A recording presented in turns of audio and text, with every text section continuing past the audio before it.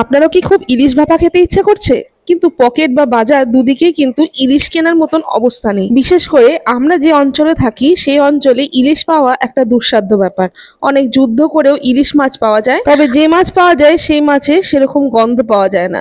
মানে আসল ইলিশ মাছ হয় না। মানে মোদ্দা কথা, আপনার হাতের কাছে ইলিশ মাছ না থাকলেও এই রান্নাটা আপনি করতে পারেন। মানে এই ভাপা ইলিশের স্বাদে এই ধরনের রান্নাটা সত্যি আপনার ভালো লাগবে। নেওয়া হয়েছে রুই মাছ 4 পিস নেওয়া হয়েছে, আপনারা চাইলে একটু বাড়িয়েও নিতে পারেন।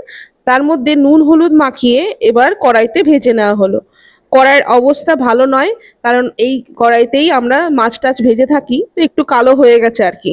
আপনি ইলিশের পয়সা বাঁচিয়ে রুই মাছ রান্না করবেন, তো আপনাকে তো একটু হাততালি দেবেই তেলেরা। তো যাই হোক, সেই ছেঁকাছেঁকি খাওয়া পরে একটু ভালো করে মাছটাকে উল্টে পাল্টে নিতে হবে। বেশি ভাজার কিন্তু প্রয়োজন নেই, জাস্ট 2 পিঠ উল্টে নিয়েই কিন্তু মাছগুলোকে নামিয়ে দিতে হবে। এটা যদি ইলিশ মাছ হতো এই জিনিসটা করতেই হতো না। মানে ইলিশ মাছ হলে ভাজার প্রয়োজনই হয় না, কিন্তু চালানি মাছ বলে একটু ভেজে নেওয়া হচ্ছে। এরপরে সর্ষে এবং পোস্তটাকে লঙ্কা দিয়ে বেটে নেওয়া হয়েছিল, সেটাই দিয়ে দেওয়া হলো পুরোটাই। এরপরে একটু মাখিয়ে নিতে হবে। তার আগে এর মধ্যে দিয়ে দিতে হবে মিষ্টি দই। আচ্ছা, আপনার হাতের কাছে যদি টক দই থাকে তাহলে অবশ্যই দিতে পারেন।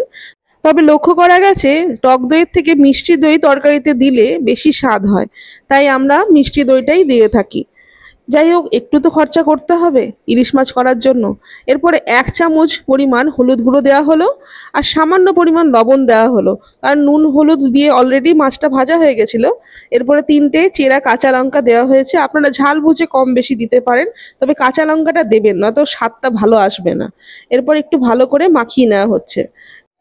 এমনিতে আমার মা হাত দিয়েই মাখায়, তবে ভিডিও করার জন্য চামচ ব্যবহার করছে। তো যাই হোক, চামচ দিয়ে আলতো করে মাখিয়ে নেবেন যাতে মাছগুলো ভেঙে না যায়, সেদিকে নজর রাখতে হবে আর কি। এরপরে কড়াই গরম হতে দেওয়া হয়েছে, তার মধ্যে দিয়ে দিতে হবে 2 টেবিল চামচ পরিমাণ সর্ষের তেল। হ্যাঁ, রান্নাটা পুরোটাই সর্ষের তেলে করবেন, তাহলে কিন্তু স্বাদটা একটু সর্ষে ইলিশের মতন আসবে। তেল গরম হলেই এরপরে একে একে মাছগুলো ছেড়ে দিতে হবে। গ্যাসের হিটটা একদম কমিয়ে দেবেন যাতে ছিটে মুখের ওপর না চলে আসে। যাই হোক, এরপরে সমস্ত কিছু দিয়ে আগের থেকে যে মিশ্রণটা ছিল সেটা দিয়ে দেওয়া হলো। এরপরে যে পাত্রে ম্যারিনেট করা ছিল সেই পাত্রেই 1/2 কাপ পরিমাণ জল দিয়ে আবার সেই জলটাও এটার মধ্যে দিয়ে দেওয়া হলো, কোনো জিনিস যেন নষ্ট না হয়। আর এদিকে মশলাটা যাতে নিচে না ধরে যায়। এমনিতে খুব একটা ভাজার প্রয়োজন নেই, তবে কম হিটে কিন্তু অনেকক্ষণ ঢেকে রাখতে হবে আর কি। তার জন্য একটু ধৈর্য সহকারে এক্কেবারে কম হিট করে ঢেকে মোটামুটি 15 থেকে 20 মিনিট রান্নাটা হতে দেবেন। মাঝখানে একবার এসে নেড়ে দিতে পারেন, যদি নিচে না লেগে যায় সেদিকে নজর রাখতে হবে আর কি। এরপর রান্নাটাকে ঢেকে রান্না হতে দেওয়া হলো। মোটামুটি 15 থেকে 20 মিনিটের মধ্যেই রান্নাটা হয়ে যাবে। সবশেষে 1 চামচ সর্ষের তেল দিতে কিন্তু ভুলবেন না। এটা দিলে কিন্তু তার মধ্যে 100% ইলিশ মাছের গুণ চলে আসবে।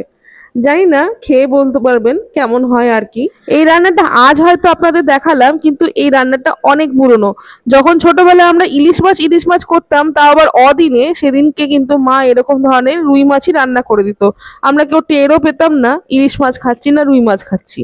দেখছেন কতটা সফট হয়েছে।